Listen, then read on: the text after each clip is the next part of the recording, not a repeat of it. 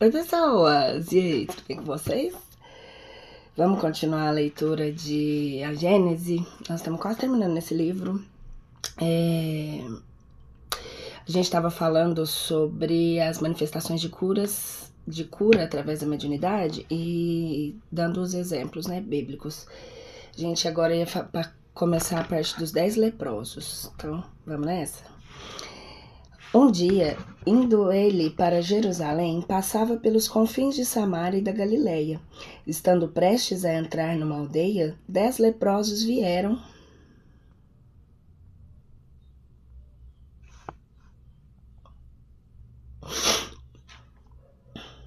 ao seu encontro e, conservando-se afastados, clamaram em altas vozes: Jesus, Senhor nosso, tende piedade de nós. Dando com eles, disse Jesus: Ide mostrar-vos aos sacerdotes. Quando iam a caminho, ficaram curados. Um deles, vendo-os curados sobre os seus passos, glorificando a Deus em altas vozes, e foi lançar-se aos pés de Jesus, com o rosto em terra, e lhe render graças.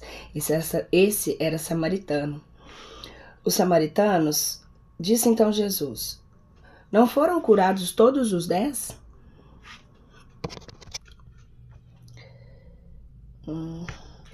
Onde são os outros 9? Nenhum deles houve que se voltasse e glorificasse a Deus a não ser este estrangeiro? E disse esse: Levanta-te e vai, a tua fé te salvou. Os samaritanos eram cismáticos, mais ou menos como os protestantes em relação aos católicos, e os judeus os tinham em desprezo como os heréticos. Curando indistintamente os judeus e os samaritanos, dava Jesus ao mesmo tempo uma lição e um exemplo de tolerância, e fazendo ressaltar que só o samaritano voltara a glorificar a Deus, e mostrava que havia nele a maior forma de verdadeira fé e de reconhecimento que nos diziam ortodoxos. Acrescentando, tua fé te salvou, fez ver que Deus considera o que há no âmago do coração, e não a forma exterior de adoração. Entretanto, também os outros tinham sido curados. Fora mister que tal se verificasse, para que ele pudesse dar a lição que tinha em vista e tornar-lhes evidente a ingratidão. Quem sabe, porém, o que daí lhes haja resultado? Quem sabe se eles terão se beneficiado da graça que lhes foi concedida?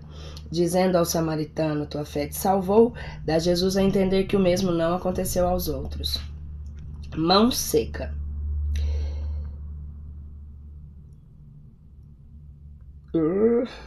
Peraí, que eu fiz merda aqui. Peraí. De outra vez entrou Jesus no templo e aí encontrou um homem que tinha seca uma das mãos. E eles observaram para ver se ele o curaria em dia de sábado, para terem um motivo de o acusar. E então disse ele ao homem que tinha a mão seca: Levanta-te e coloca-te ali no meio. Depois disse-lhes: É permitido em dia de sábado fazer o bem ou o mal?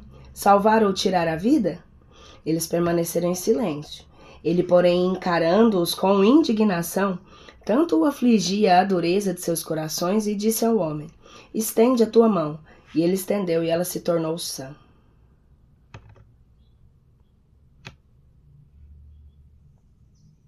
Logo,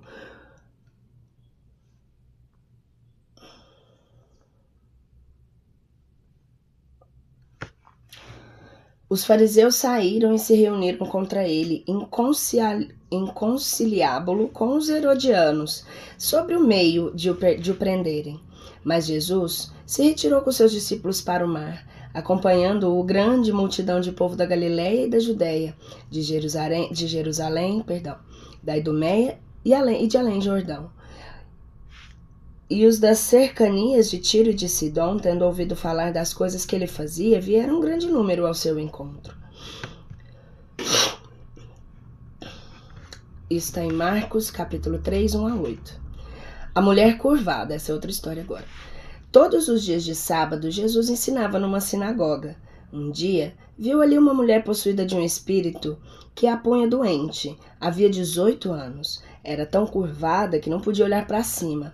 Vendo-a, Jesus chamou e lhe disse: Mulher, estás livre da tua enfermidade. Impôs-lhe ao mesmo tempo as mãos, e ela, endireitando-se, rendeu graças a Deus. Mas o chefe da sinagoga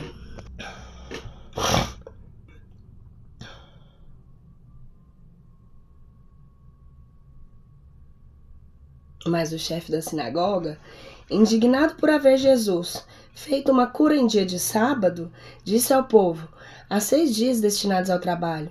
Vinde nesses dias para seres curados e não nos dias de sábado. O Senhor, tomando a palavra, disse-lhe: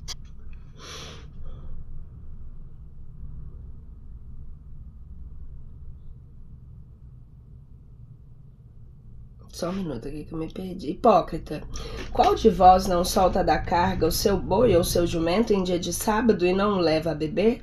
Por que não se deveria libertar em dia de sábado dos laços que aprendiam essa filha de Abraão, que Satanás conservara atada durante 18 anos? A essas palavras, todos os seus adversários ficaram confusos, e todo o povo encantado de vê-lo praticar tantas ações religiosas. Esse fato, que prova que naquela época a maior parte das enfermidades era atribuída ao demônio e que todos confundiam, como ainda hoje, os processos com os doentes, mas em sentido inverso. Isso é, hoje, os que não acreditam nos maus espíritos confundem as obsessões com moléstias patológicas. O paralítico da piscina. Depois disso, tendo chegado à festa dos judeus, Jesus foi a Jerusalém. Havia em Jerusalém a piscina das ovelhas que se chamava em hebreu Betsaida, a qual tinha 5 galerias, onde em grande número se achavam deitados doentes, cegos, coxos e os que tinham ressecados os membros, todos à espera de que as águas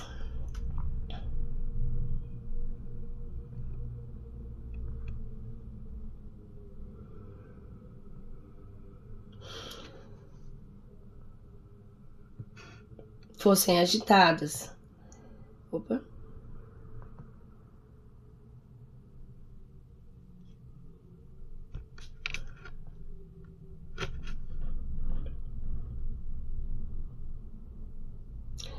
Porque o anjo do Senhor, em certa época, descia àquela piscina e lhe movimentava a água, e aquele que fosse primeiro a entrar nela depois de ter sido movimentada, ficava curado, qualquer que fosse a sua doença.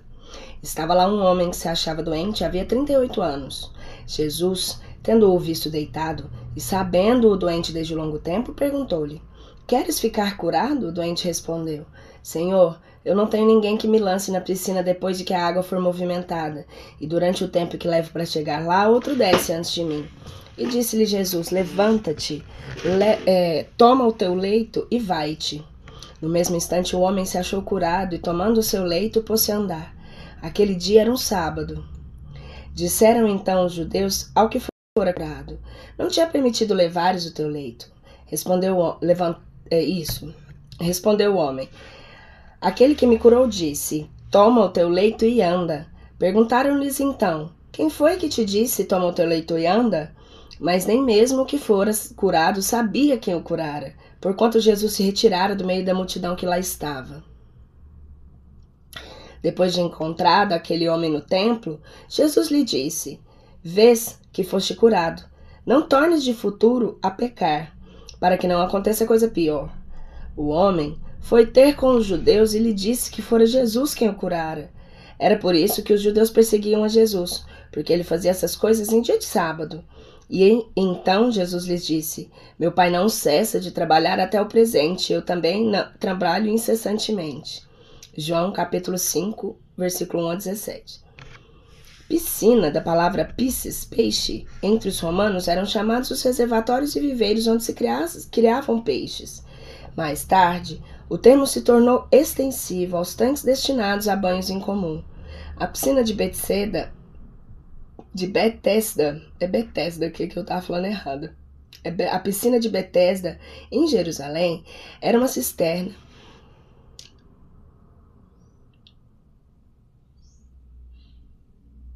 próxima ao templo, alimentada por uma fonte natural cuja água parece ter tido propriedades curativas.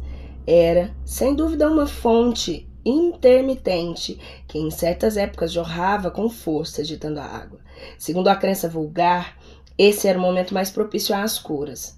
Talvez que, na realidade, ao brotar da fonte à água, mais ativas fossem as suas propriedades, ou que a agitação que o jorro produzia na água fizesse vir à tona a vasa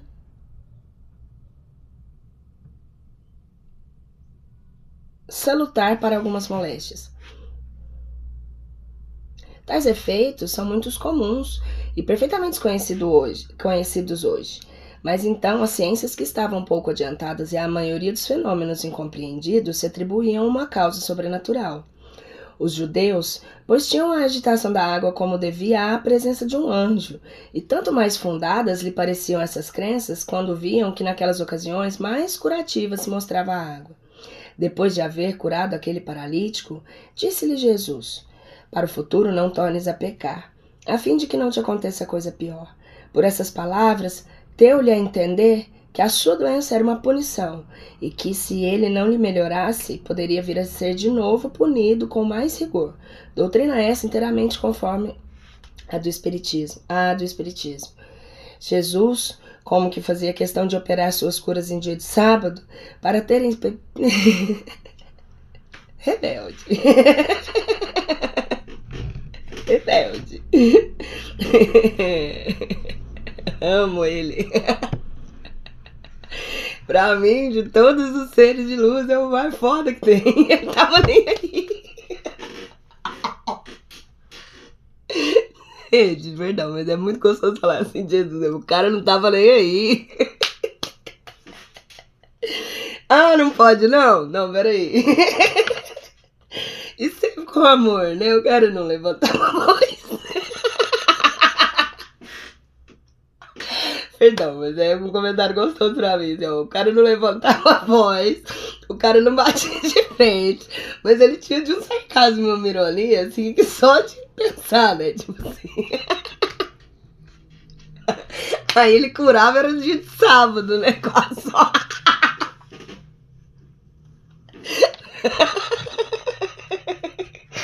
Jesus, eu te amo.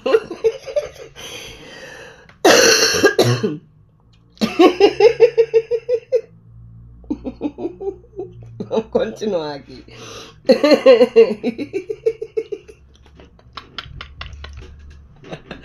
Quem escreveu a gente? Allan Kardec também, vou te falar, viu? Ela, como que ele gostasse de fazer, era no dia de sábado. Tipo assim, o dia que não podia, ele queria. Né, galera que pedia ajuda, né? Ai, vou lá, brincadeiras à parte, gente, vamos voltar aqui. Rebelde. Rebeldes libertários, eu vou te falar, viu? Não tem lógica, não. Conheço aí uns libertários rebeldes, não.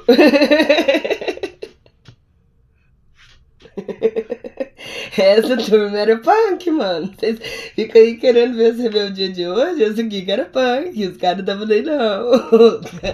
Sem briga, sem grito, sem nada. Você não vê falar em um momento que teve uma paulada de Jesus em alguém. Do tanto que o cara era forte, curava, né? Brincadeira, gente. Eu tô fazendo piadinha, mas assim, é porque é muito legal mesmo isso. Tipo assim, é interessante ver. Mas voltando aqui. Queria mostrar-lhes que a verdadeira piedade não consiste na observância das práticas exteriores e das formalidades, que a piedade está nos sentimentos do coração. Justificava-se declarando: meu pai não cessa de trabalhar até o presente, eu também trabalho incessantemente. Quer dizer, Deus não interrompe suas obras, nem a sua ação sobre as coisas da natureza em dia de sábado. Ele não deixa de fazer o que se produza tudo aquilo que é necessário à vossa alimentação e à vossa saúde, e eu sigo o exemplo.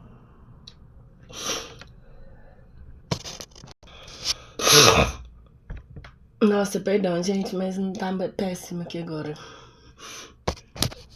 Vai fazer graça. Vambora.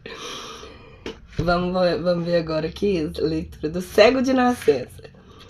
Ao passar, viu Jesus um homem que era cego desde que nascera, e seus discípulos lhe fizeram essa pergunta: Mestre, foi pecado que esse homem, ou dos que o puseram no mundo, que deu causa a ele nascer cego? Jesus respondeu: não é por pecado dele, nem o que puseram no mundo, mas para que nele se patenteiem as obras do poder de Deus. É preciso que eu faça as obras daquele que me enviou enquanto é dia, e depois à noite, no qual ninguém pode fazer as obras. Enquanto eu estou no mundo, eu sou a luz do mundo. Tendo dito isso, cuspiu no chão, e havendo feito lama, com a sua saliva ungiu essa lama com os olhos do cego.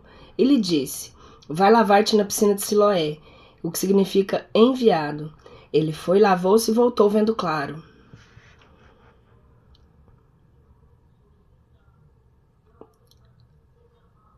Seus vizinhos, que o viam antes de pedir esmolas, diziam: não é este o que estava sentado e pedia esmola? E uns respondiam: é ele. Outros diziam: não, é um que se parece com ele. O homem, porém, lhes dizia: sou eu mesmo. Perguntaram então: como lhe abriram os olhos? Ele respondeu: aquele homem que se chama Jesus fez um pouco de lama e passou nos meus olhos, dizendo: vai à piscina de Siloé e lava-te. Fui, lavei e me vejo. Disseram-me: onde está ele? Respondeu: não sei. Levaram então os fariseus, e tinha isso, né? Ele não ficava também pra fazer cena, não. O bichinho só resolveu beber e já ia embora. Disseram-lhe: onde está ele? Respondeu o homem: não sei. Levaram então os fariseus o homem que estivera cego. Ora, fora num dia de sábado que Jesus fizera aquela lama e lá abrir os olhos. Também os fariseus interrogaram para saber como recobrar a vista. Ele lhes disse: ele pôs lama nos olhos e eu me lavei e vejo. Ao que alguns fariseus retrucaram: esse homem não é enviado de Deus, pois que não guarda o sábado. Outros, porém, diziam: como poderia um homem fazer mal, prodígios tais? Havia a propósito dissensão entre eles. Disseram de novo ao que fora cego: e tu, que dizes desse homem que te abriu os olhos? E ele respondeu: digo que é um profeta. Mas os judeus não acreditaram que aquele homem houvesse estado cego e que houvesse recobrado a vista, enquanto não fizeram vir o pai e a mãe dele e os interrogaram assim: é este o vosso filho que dizeis ter nascido cego? Como ele agora vê? O pai e a mãe responderam: sabemos que esse é nosso filho que nasceu cego. Não sabemos, porém, agora como agora vê, e tampouco sabemos quem lhe abriu os olhos. Interrogai-o, ele já tem idade que responda por si mesmo. Seu pai e sua mãe falavam desse modo porque temiam os judeus, visto que estes já haviam resolvido em comum que quem quer que reconhecesse a Jesus como Cristo seria expulso da sinagoga. Foi o que obrigou o pai e a mãe do rapaz a responderem que ele já tem idade. Interrogai-o. Tá vendo? A galera de Jesus era... Ninguém entregava o cara, né? Só... Não vou dar minha opinião nesse momento, que eu ainda quero ler mais coisas sobre. Cadê? Onde eu tô?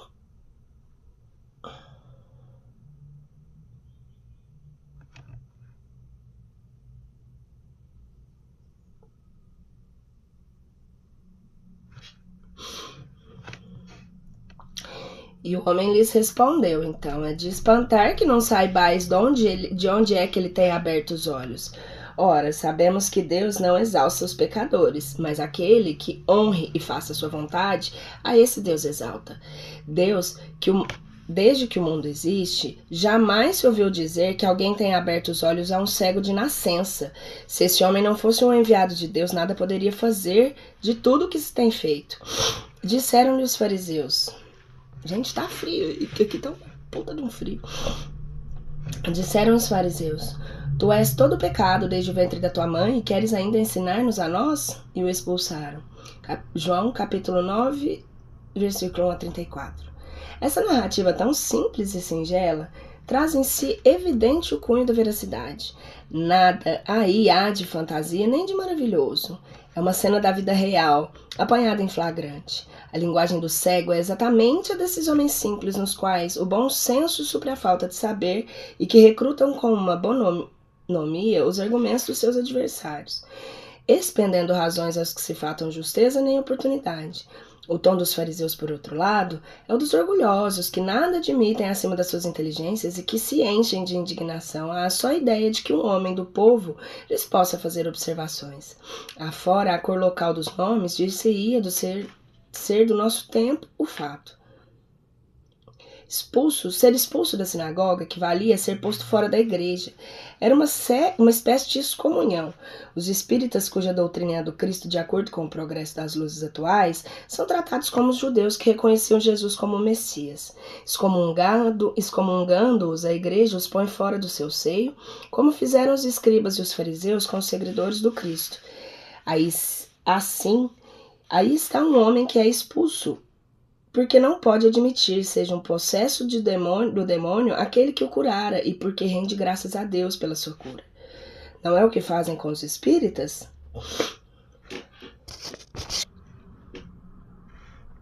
Obter dos espíritos salutares conselhos à reconciliação com Deus e com o bem, curas, tudo isso é obra do diabo, e com o bem, curas, tudo isso é obra do diabo, e sobre o que isso conseguem, lança-se anátema. Não se tem visto padres declararem do alto do púlpito que é melhor uma pessoa conservar-se incrédula do que recobrar a fé ao meio do espiritismo? Não há os que dizem a doentes que estes não deviam ter procurado a curar-se com os espíritas que possuem esse dom, porque esse dom é satânico? Não há os que pregam que os necessitados não devem aceitar o pão que os espíritas distribuem por ser do diabo esse pão? Que outra coisa diziam ou faziam os padres judeus e fariseus? Aliás, fomos avisados de que tudo hoje tem que se passar como ao tempo do Cristo. A pergunta dos discípulos é: foi algum pecado desse homem que deu a causa a que ele nascesse cego? Revela que eles tinham a intuição de uma existência anterior, pois do contrário, ele careceria do sentido, visto que um pecado somente pode ser uma causa de enfermidade de nascença se cometido antes do nascimento, portanto numa existência anterior. Se Jesus considerasse falsa semelhante ideia, teria lhes dito: como houvera este homem podido pecar antes de ter nascido? Em vez disso, porém, diz que aquele homem não estava cego não por ter pecado, mas para que nele se patenteasse o poder de Deus, isso é, para que se servisse de instrumento a uma manifestação do poder de Deus. Se não era uma expiação do passado, era uma aprovação apropriada ao progresso daquele espírito, porquanto Deus, que é justo, não lhe imporia um sofrimento sem utilidade. Quanto ao meio empregado para sua cura, evidentemente aquela espécie de lama feita de saliva e terra nenhuma virtude podia encerrar, a não ser pela ação do fluido curativo de que for impregnada.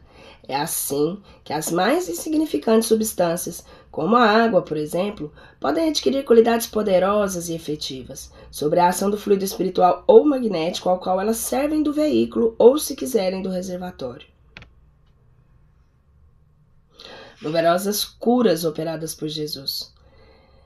Jesus ia por toda a Galiléia ensinando nas sinagogas, pregando o evangelho do reino e curando todos os langores e todas as enfermidades no meio do povo.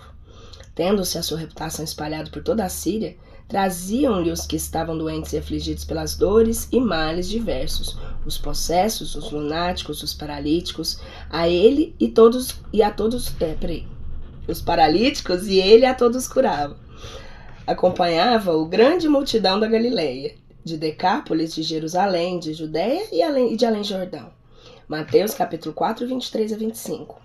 De todos os fatos que dão testemunhos do poder de Jesus, os mais numerosos são, não há contestar, a cura.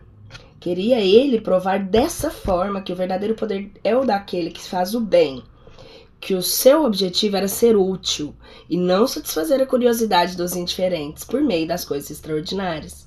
Aliviando os sofrimentos, prendia a si criaturas pelo coração e fazia prosélitos mais numerosos e sinceros do que apenas os que maravilhassem do espetáculo para os olhos. Daquele modo, fazia-se amado ao passo para que se limitasse a produzir surpreendentes fatos materiais. Conforme os fariseus reclamavam, a maioria das pessoas não teria visto nele senão um feiticeiro, um mágico hábil, que os desocupados iriam apreciar para se distraírem.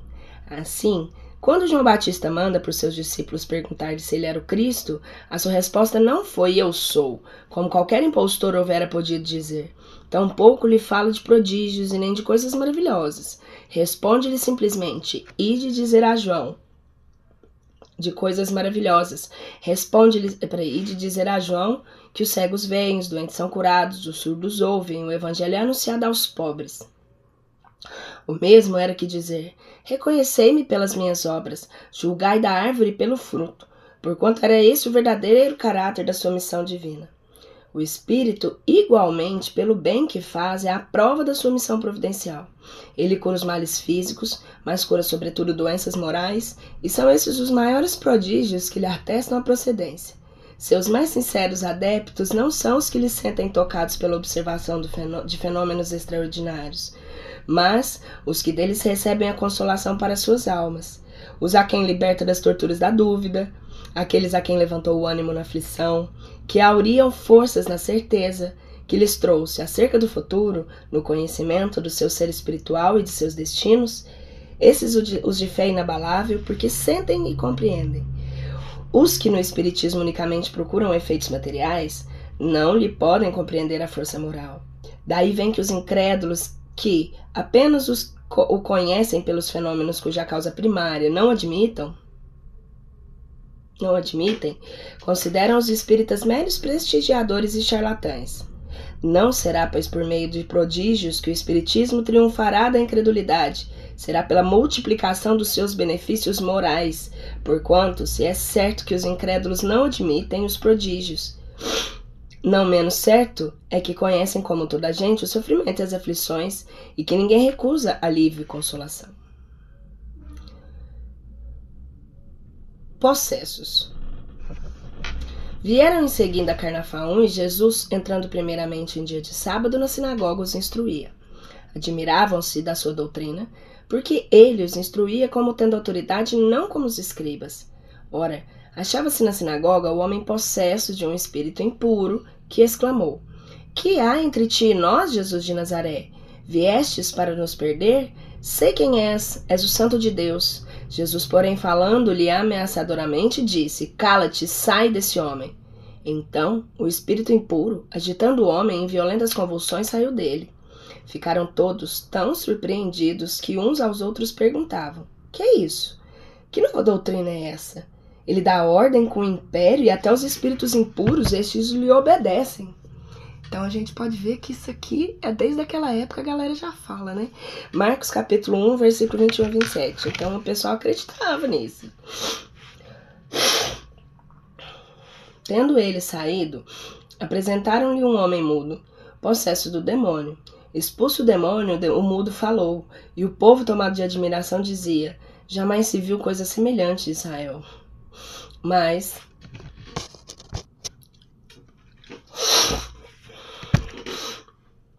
os fariseus, ao contrário, diziam: É pelo príncipe dos demônios que ele expele os demônios.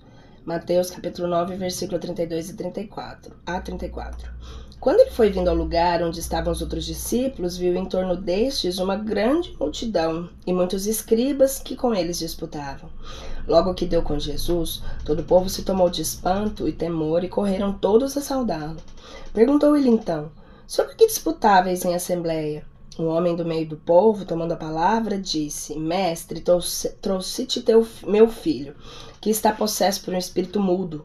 Em todo lugar dele se apossa, atira-o por terra, e o menino espuma, rilha os dentes e se torna todo seco. Pedi aos seus discípulos que o expulsassem, mas eles não puderam. E disse-lhe Jesus: Ó gente incrédula, até quando estarei convosco? Até quando vos suportarei? Trazei-mo. Trouxeram-lhe, e ainda não havia ele posto os olhos em Jesus, e o espírito entrou a agitá-lo violentamente. Ele caiu no chão e se pôs a rolar espumando. Jesus perguntou ao pai do menino: Desde quando isso sucede? Desde pequenino, disse o pai. E o espírito tem lançado muitas vezes, ora a água,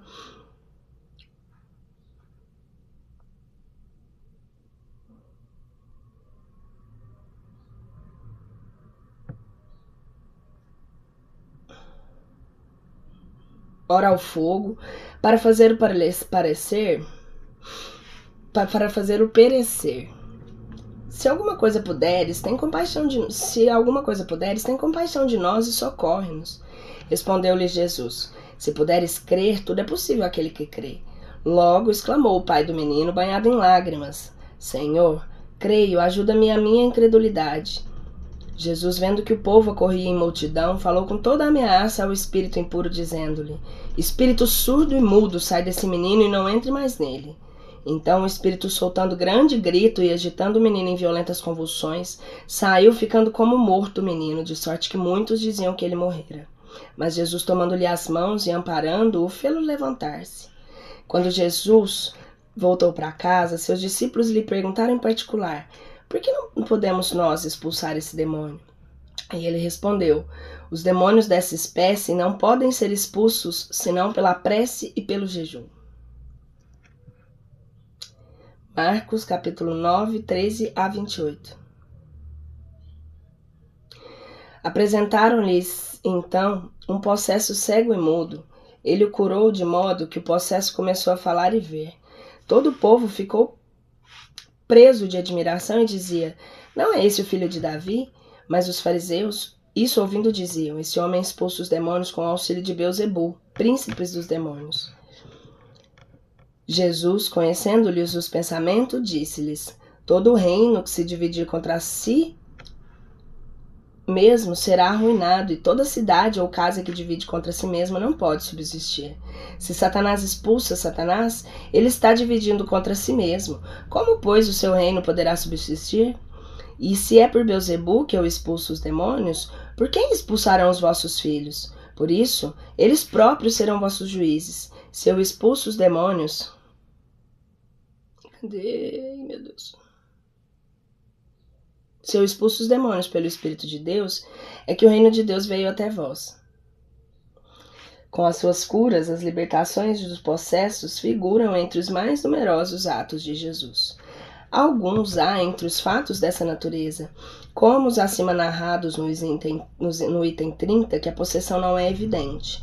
Provavelmente naquela época, como ainda hoje acontece, atribuía-se à influência dos demônios todas as enfermidades cujas qual não se conhecia, principalmente a mudez, a epilepsia, a catalepsia. Outros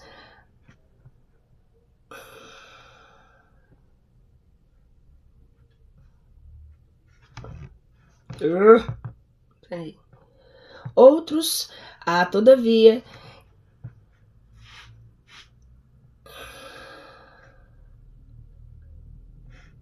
em que nada tem de duvidosa a ação dos maus espíritos. Casos esses, que guardam com os que de somos testemunhas, tão frisante analogia, que neles se reconhecem todos os sintomas de tal gênero de afecção.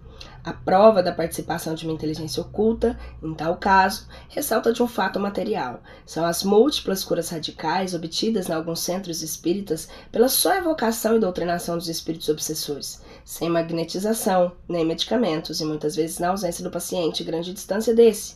A imensa superioridade do Cristo lhe dava tal autoridade sobre os espíritos imperfeitos, chamados então de demônios, que lhes bastava ordenar se retirassem para não pudessem resistir a essa injunção.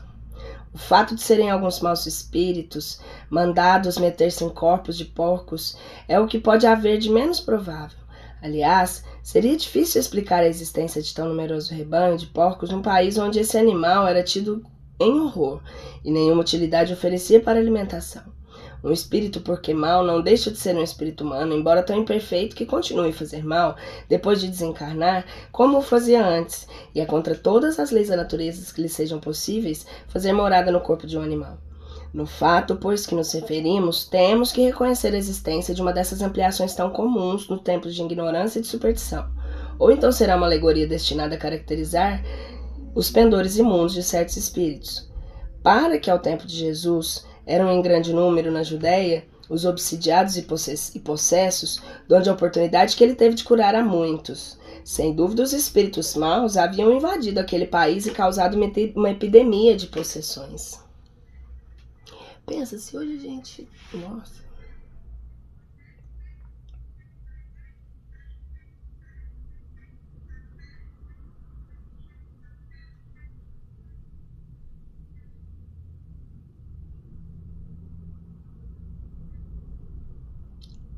Perdi aqui. De novo. Que droga. Fui comentar.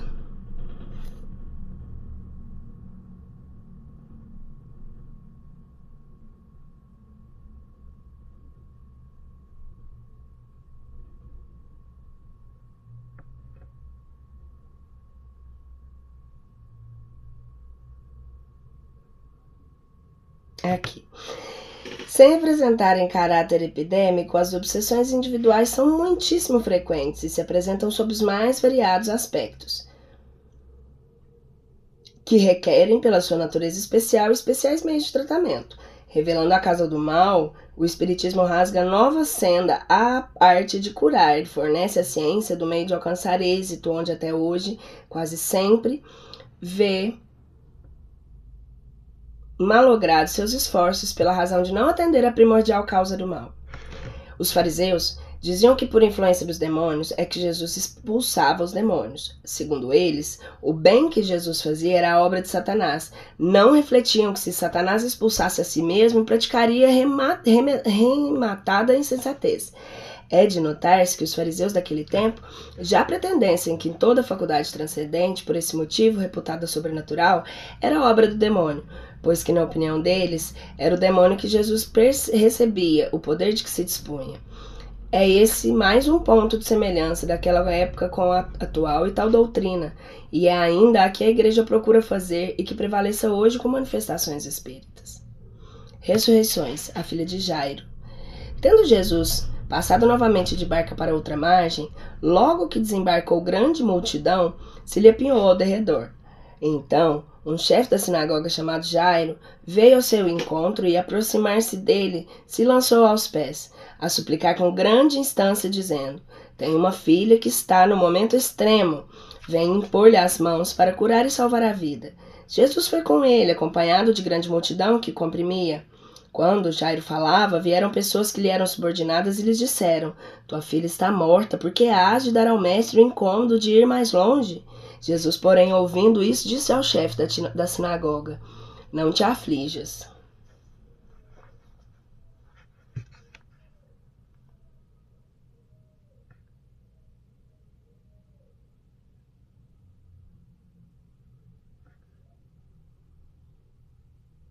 Creia, não te aflija, creia apenas. E a ninguém permitiu que o acompanhasse, senão a Pedro, Tiago e João, irmão de Tiago. Chegando à casa do chefe da sinagoga, viu ele uma aglomeração confusa de pessoas que choravam e soltavam grandes gritos. Entrando, disse-lhes: por que fazeis tanto alarido e por que chorais? Essa menina não está morta, está apenas adormecida. Zombavam dele. Tendo feito que toda a gente saía, chamou o pai e a mãe da menina, os que tinham vindo em sua companhia, e entrou no lugar onde a menina se achava deitada. Tomou-lhe então a mão e disse: Talita cumi. Talita cumi. Isso é, minha filha, levanta-te, eu ordeno. No mesmo instante, a menina se levantou e se pôs a andar, pois contava 12 anos, e ficaram todos maravilhados e espantados. Marcos, capítulo 5, 21 a 43. O filho da viúva de Naim. No dia seguinte, dirigiu-se Jesus para uma cidade chamada Naim. Acompanhavam-no seus discípulos e grande multidão. Quando estava perto da porta da cidade, aconteceu que levavam a sepultar um morto que era filho único de sua mãe, essa mulher que era viúva, e estava com ela grande número de pessoas da cidade. Tendo-a visto, o Senhor se tornou de compaixão para com ela e lhe disse: não chores. Depois, aproximando-se, tocou o esquife e os que conduziram pararam. Então disse ele: mancebo, levanta-te, eu ordeno. Imediatamente o moço se sentou e começou a falar, e Jesus restituiu a sua mãe. Todos os que estavam presentes ficaram tomados de espanto e glorificavam a Deus. Um grande profeta surgiu entre nós e Deus visitou o seu povo. O rumor desse milagre que ele fizera se espalhou por toda a Judéia e por todas as regiões circunvizinhas. Contrário seria às leis da natureza e, portanto, milagroso o fato de voltar à vida corpórea um indivíduo que se achasse realmente morto. Ora, não há mister se recorre a essa ordem de fatos para ter-se a explicação da ressurreição que Jesus operou. Se mesmo na atualidade as aparências enganam por vezes profissionais, quão mais frequentes não se haviam ser os acidentes daquela natureza num país onde uma precaução se tomava contra eles e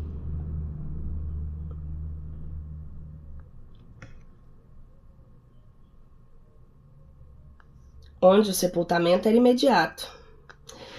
É, pois, de todo ponto provável que nos dois casos acima apenas a síncope ou letargia houvesse. O próprio Jesus declara positivamente com relação à filha de Jairo. Essa menina, disse ele, não está morta, está apenas adormecida.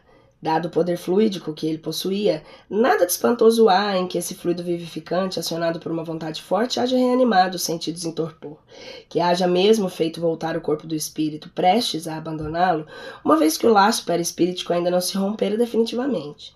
Para os homens daquela época, que consideravam morto o indivíduo desde que deixara de respirar, havia ressurreição em casos tais, mas que na realidade o que havia era cura e não ressurreição, na acepção legítima do termo. A ressurreição de Lázaro, digam o que disserem, de nenhum modo infirma esse princípio. Ele estava, dizem, há 4 dias no sepulcro. Sabe-se, porém, que há letargias que duram até 8, e até mais. Acrescentam que já cheirava mal, o que é sinal de decomposição. Essa alegação também nada prova, dado que em certos indivíduos há decomposição parcial do corpo, mesmo antes da morte, havendo em tal caso cheiro de podridão. A morte só se verifica quando são atacados os órgãos essenciais da vida. E quem podia saber que Lázaro já cheirava mal? Foi sua irmã Maria quem o disse. Mas como sabia ela, por haver já 4 dias que Lázaro fosse enterrado, ela o supunha. Nenhuma certeza, entretanto, ela poderia ter.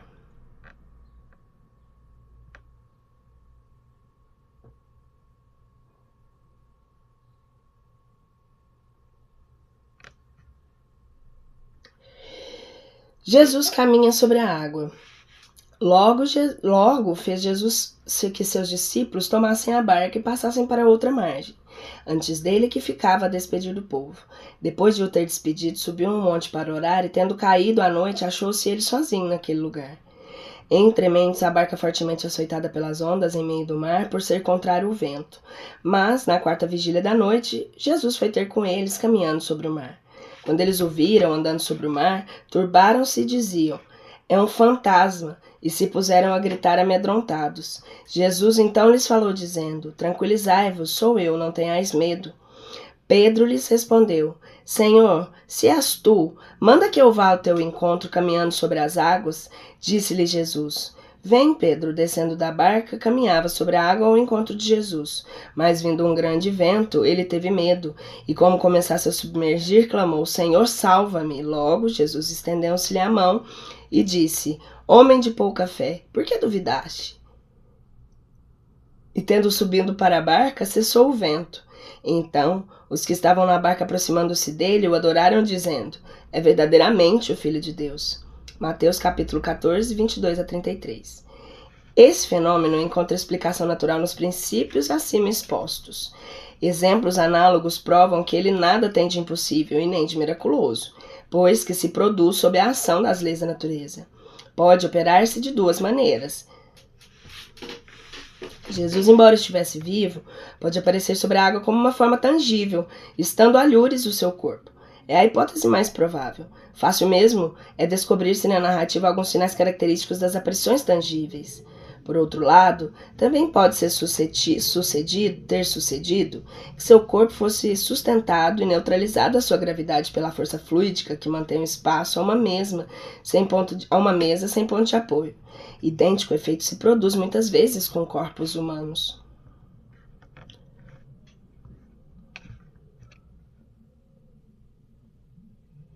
Transfiguração.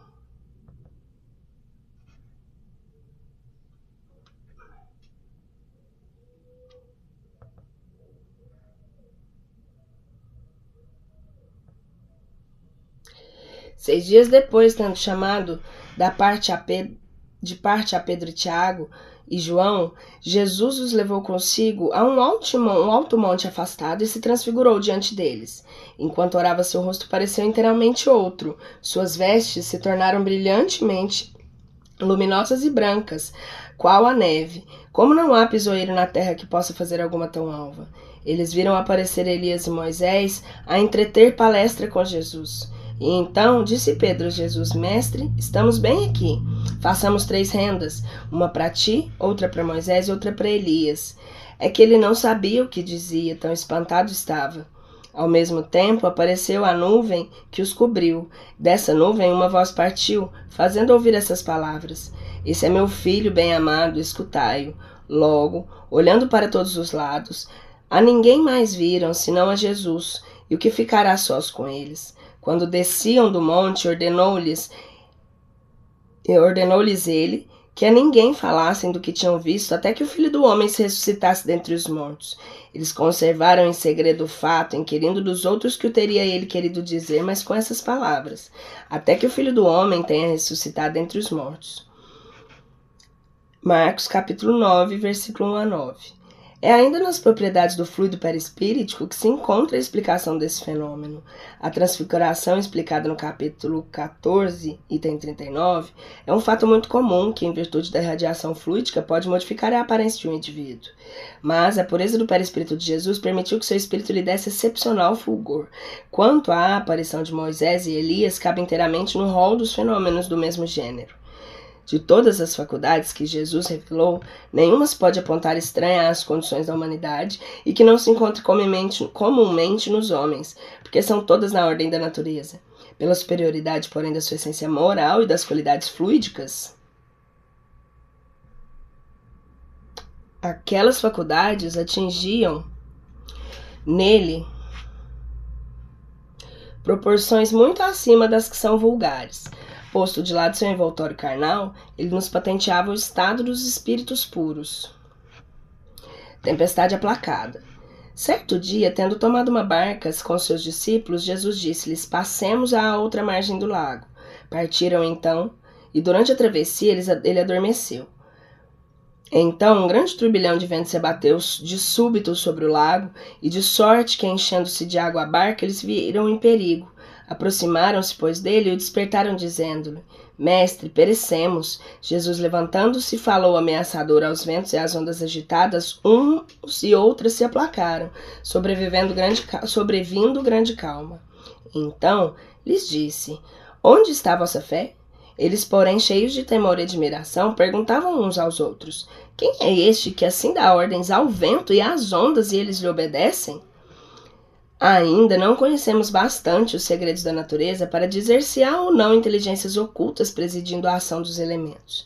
Na hipótese de haver, o fenômeno em questão poderia ter resultado de um ato de autoridade sobre essas inteligências e provaria poder que a nenhum homem é dado exercer. Como quer que seja, o fato de Jesus estar a dormir tranquilamente durante a tempestade atesta de sua parte uma segurança que se pode explicar pela circunstância de que seu espírito via não haver perigo nenhum e que a tempestade ia amainar. Bodas de Caná. Esse milagre, referido unicamente no Evangelho de João, é apresentado como o primeiro que Jesus operou nessas condições e deverá ter sido um dos mais notados. Entretanto, bem fraca impressão parece haver produzido, pois que nenhum outro evangelista dele trata. Fato tão extraordinário era para deixar espantados no mais alto grau os convivas e, sobretudo, o dono da casa, os quais, todavia, parece que não o perceberam. Considerando em si mesmo pouca importância, tem o fato em comparação com os que verdadeiramente atestaram as qualidades espirituais de Jesus. Admitido que as coisas hajam ocorrido conforme foram narradas, é de notar-se que esse de tal gênero, o único fenômeno que se tenha produzido. Jesus era de natureza extremamente elevada, para se ater a feitos puramente materiais, próprios apenas para aguçar a curiosidade da multidão, que então o teria nivelado a um nível mágico. Ele sabia que as coisas úteis lhe conquistariam mais simpatias e lhe granjeariam mais adeptos do que facilmente passariam por fruto de uma grande habilidade e destreza. Se bem que, a rigor, o fato passa a explicar até certo ponto, por uma ação fluídica que houvesse, como o magnetismo oferece muitos exemplos, mudado as propriedades da água, dado-lhe o sabor do vinho, pouco provável se tenha verificado semelhante hipótese, dado que, em tal caso, a água, tendo do vinho unicamente sabor, houvera conservado a sua coloração e que não deixaria de ser notado.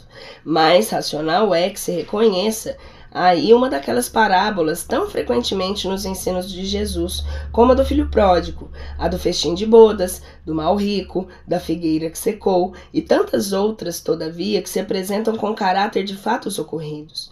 Provavelmente durante o repasto terá ele aludido ao vinho e à água, tirando de ambos um ensinamento.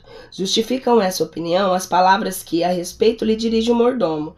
Toda gente serve em primeiro lugar o vinho bom, e depois todos que têm bebido muito serve o menos fino. Tu, porém, guardas até agora o bom vinho. Entre duas hipóteses, deve-se preferir a mais racional, e os espíritas não são tão crédulos que por toda parte vejam manifestações e nem tão absolutos em suas opiniões que pretendam explicar tudo por meio dos fluidos. Multiplicando os pães. A multiplicação dos pães é um dos milagres que mais tem intrigado os comentadores e alimentado ao mesmo tempo as zombarias dos incrédulos. Sem darem ao trabalho de perscrutar o sentido alegórico, para esses últimos ele não passa de um conto pueril.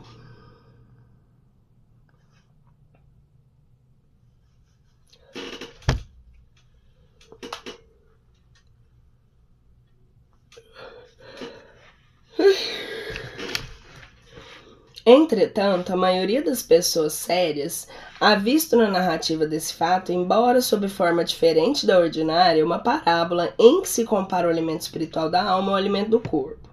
Pode-se, todavia, perceber nela mais do que uma simples figura e admitir, de certo ponto de vista, a realidade de um fato material, sem que para isso seja seja preciso que se recorra ao prodígio.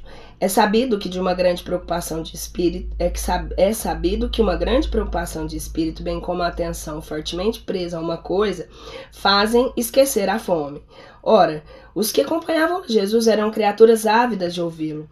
Nada há, pois, de espantarem que, fascinadas pela sua palavra, talvez pela poderosa ação magnética que ele exercia sobre o que os cercavam, elas não tenham experimentado a necessidade material de comer. Prevendo esse resultado, Jesus nenhuma dificuldade teve para tranquilizar os discípulos, dizendo-lhes na linguagem figurada que lhe era habitual e admitindo que realmente houvessem trazido alguns pães, que esses bastariam para matar a fome e a multidão. Simultaneamente, ministrava aos referidos discípulos o ensinamento, como lhes dizer: dá-lhes vós mesmos de comer. Ensinava-lhes assim também que podiam alimentar por meio da palavra. Desse modo, a par do sentido moral alegórico, produziu-se um efeito fisiológico, natural e muito conhecido. O prodígio, no caso, está no ascendente da palavra de Jesus, poderosa bastante para cativar a atenção de uma multidão imensa, ao ponto de fazer esquecer de comer. Esse poder moral comprova a superioridade de Jesus, muito mais do que o fato puramente material da multiplicação dos pães, que tem que ser considerada como alegoria. Essa explicação, aliás, o próprio Jesus confirmou nas duas passagens seguintes.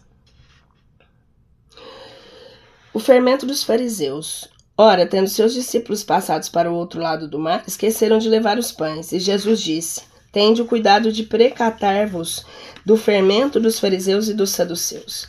Eles, porém, pensavam e diziam entre si: é porque não trouxemos pães.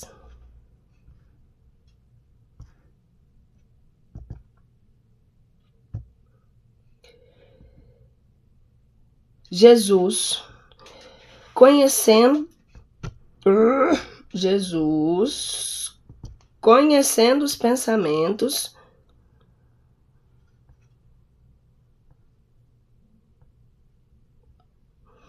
disse: homens de pouca fé, por que a vez de estar cogitando de não terdes trazido pães?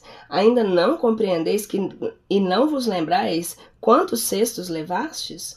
Como não compreendeis que não é do pão que eu vos falava, quando disse que vos guardasseis o fermento dos fariseus e dos saduceus? Então, eles compreenderam que ele não lhes dissera que se preservassem do fermento que se põe no pão, mas da doutrina dos fariseus e dos saduceus. Mateus capítulo 16, versículos 5 a 12. Pão do céu.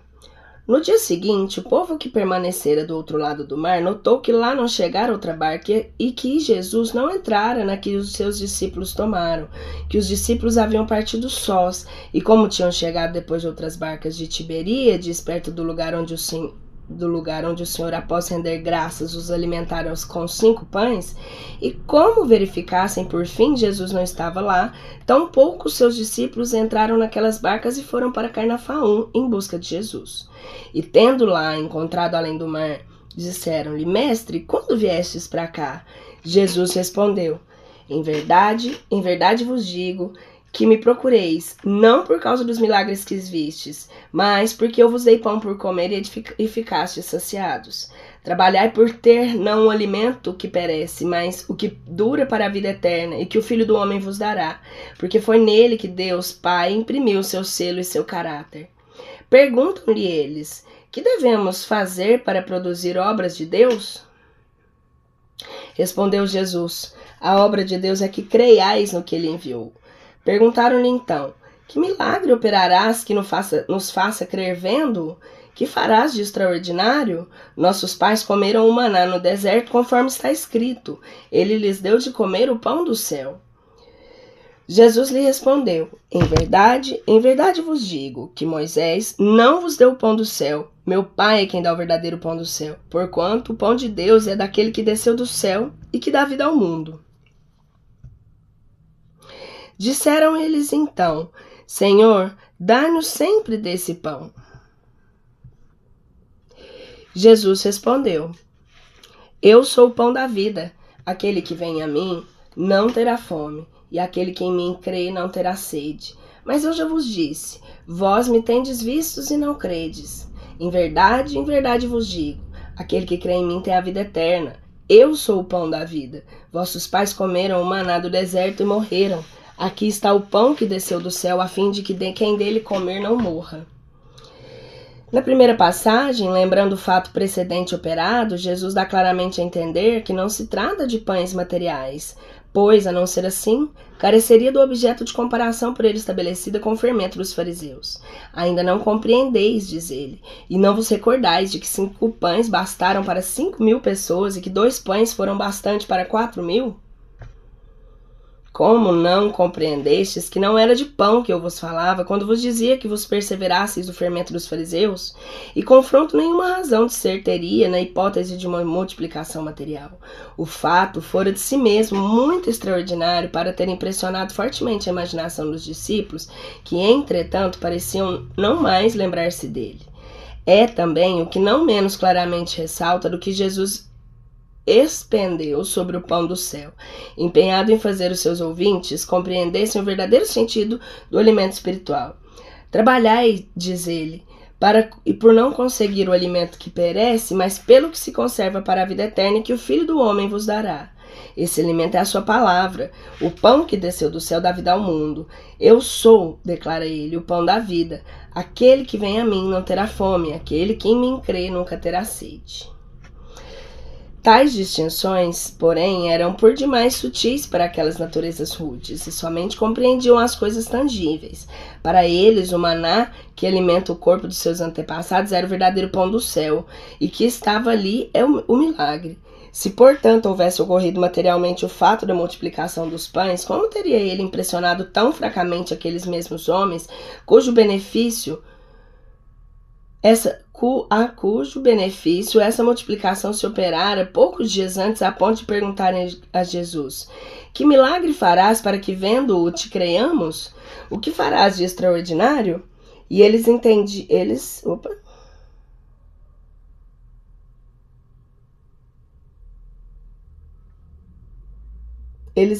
por milagres os prodígios que os fariseus pediam.